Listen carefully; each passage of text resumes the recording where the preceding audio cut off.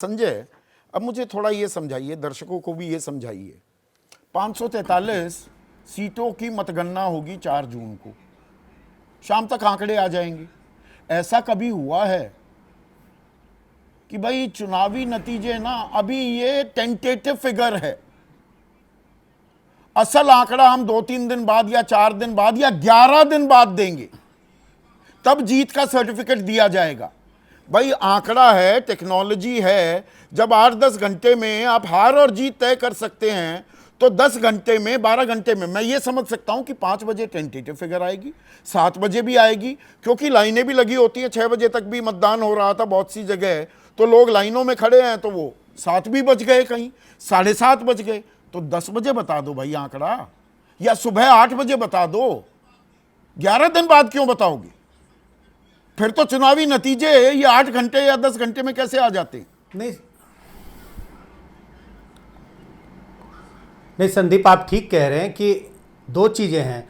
पहली बात तो यह है कि हमेशा एक प्रोविजनल फिगर आता है जिसका आप जिक्र कर रहे हैं। 5 बजे 7 बजे तक मतदान होता रहता है, कभी कभी तो 9-10 बजे तक मतदान होता रहता है, बहुत कम, लेकिन ऐसा कभी कभी हो जाता है। तो हम अगर हम ये अपेक्षा ना करें कि मतदान का प्रतिशत उसी दिन या उसी रात मिल जाए, कम से कम ये तो अपेक्षा रहेगी कि अगले दिन हो जाए। और ये जो 11 दिन वाली बात है वो तो बहुत दुविधा वाली बात है, बहुत अचंभित करने वाली बात है, और जिसको कहते हैं पच नहीं रही है बात की ऐसा क्या हुआ कि आप 11 दिन के बाद आप वोटिंग टर्नआउट के परसेंटेज दे रहे हैं। और दूसरी बात, हर बूथ पर यह हमें पता होता है कि यहाँ पर 1217 वोटर हैं, यहाँ 1000 वोटर हैं, यहाँ 1650 वोटर हैं।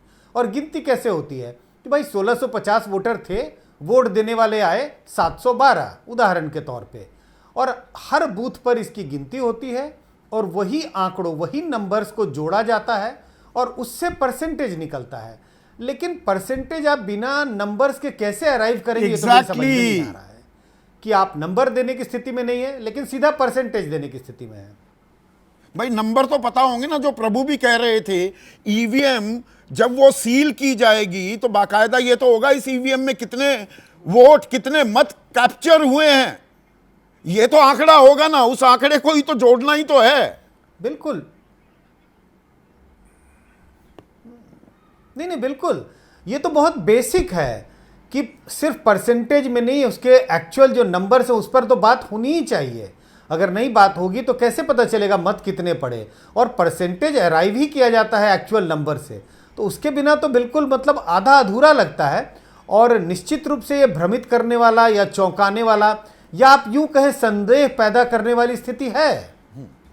और यहां पर अगर हम राज्यवार भी इन आंकड़ों पर नजर डालें तो उत्तर प्रदेश, जैसा यशवंत ने बिल्कुल सही कहा, वहां ज्यादा कोई इजाफा नहीं हुआ है, लेकिन यह दूसरे चरण के लिए ज्यादा लागू होता है, पहले चरण के लिए कम। और पहले चरण में भी अगर मैं माइक्रो डिटेलिंग में भी जाऊं तो बागपत सीट 23,000 के अंतर पर तय हो गई थी, 6,000 पर मुजफ्फरनगर हो गई थी, 1415 सीटों पर वोटों से मेरठ की सीट तय हो गई थी। तो जो आप कह रहे थे, जब आप परसेंटेज निकाल सकते हैं तो भाई बाकायदा ये तो बता दो कि दरअसल टेंटेटिव फिगर में कितने वोटरों ने मतदान किया था, उनकी संख्या, और अब संख्या कितनी हो गई है। यही तो बेसिक गणित ही बेसिक है संदीप, की एक्चुअल नंबर से ही परसेंटेज निकलेगा। जब हम ये कहते हैं कि भाई 100 रुपये में आपने 70 रुपये खर्च किए, तो नेचुरल है 100 और 70 का परसेंटेज निकल रहा है कि भाई ये 70% है। बिना उस एक्चुअल नंबर के परसेंटेज हम अराइव कर ही नहीं सकते। तो निश्चित रूप से इलेक्शन कमीशन के पास ये आंकड़े होने चाहिए कि जब आप कह रहे हो कि 53% मतदान हुआ, तो ये तो बताएं उस कंस्टिट्यूएंसी में कितने मतदाता थे और कितने मतदाता वोट देने के लिए आए। कॉन्स्टिट्यूएंसी वाइज भी वो विस्तृत जानकारी क्या चुनाव आयोग को अपनी साइट पर नहीं देनी चाहिए?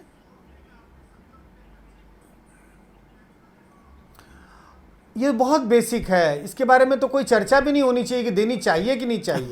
ये तो बताना अनिवार्य है। नहीं बता रहे ना। और इसी में आप देखिए, बिहार में 5%, आप आते हैं बिहार से, 5% टेंटेटिव फिगर से आंकड़ा बढ़ जाता है। महाराष्ट्र में तो ये लगभग 8% है, पश्चिम बंगाल में भी ये 5% से ज्यादा है। ये 3% वाली बात नहीं है जो यशवंत कह रहे थे। नहीं, आप संदीप और ये स्विंग स्टेट्स हैं, बिहार और संदीप, जिस महाराष्ट्र बात का स्विंग जिक्र स्टेट्स कर में रहे हैं आते कि हैं। ये- आप ही का आकलन मैं आपके सामने पेश कर रहा हूं, ये स्विंग स्टेट्स हैं। हाँ, नहीं संदीप, आप जिस बात का जिक्र कर रहे हैं कि ये सारे इंफॉर्मेशन जो है वेबसाइट पे होनी चाहिए। आपने जिस बात का जिक्र किया नहीं बता रहे, मुझे कम से कम 8-10 पत्रकारों ने कल शाम से फ़ोन किया और वो यही बात पूछ रहे हैं कि बता नहीं रहे हैं। तो मैंने कहा जब आपको नहीं बताते तो मेरी क्या हस्ती है कि मुझे बताएंगे। और मुझे लगता है कि कुछ अखबारों ने स्टोरीज भी की है इस पे कि बताने से कोई फ़ोन नहीं उठा रहा, बताया नहीं जा रहा है। जैसे ही घड़ी का काटा दोपहर 2:30 पे आए, बबीता जी का दिल सास बहू साजिश के लिए मचल जाए। और ये है इनकी बहू, पूरे दिन ऑफिस की टेंशन हो जाए गॉन जब ये करें अपना फेवरेट शो फ्री टाइम पे ऑन। इनकी तरह आप भी देखें अपना फेवरेट शो अपने टाइम पर और डाउनलोड कीजिए एबीपी लाइव ऐप अपने स्मार्ट टीवी पर।